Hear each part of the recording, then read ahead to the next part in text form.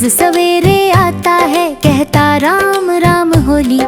हरी हरी उसकी चोंच है, लाल लाल उसकी धार। पेड़ डाल पर बैठा बैठा देखे दुनिया बार बार। फल फूलों से प्यार उससे, आमों से है भाते।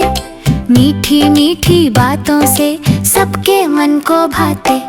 सूरज निकले पूरब से तोता गाना गाए। चिड़िया रानी संग मिलकर सारा वन महकाए। बच्चों से वो मित्रता रखे, डरता नहीं किसी से।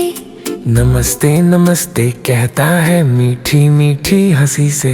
पेड़ लगाओ जल बचाओ तोता हमको सिखलाए। प्रकृति से जो प्रेम करे वो सदा सुख पाए। तोता हरा पेड़ पर बोले मीठी बोली। खुशियाँ बांटे सबको वो राम राम कहे होली।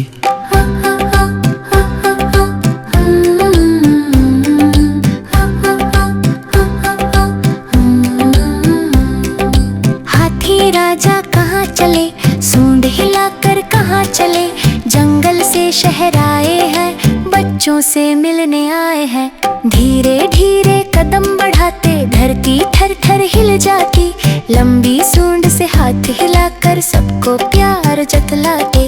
कान बड़े आंखें प्यारी मस्ती में झूमे गाते। देख उन्हें बच्चे हंसते तालियां बजाते। फल फूल खाकर खुश हो जाते, पानी खूब नहाते। सभी जानवरों के मित्र हैं, सबसे प्रेम बढ़ाते।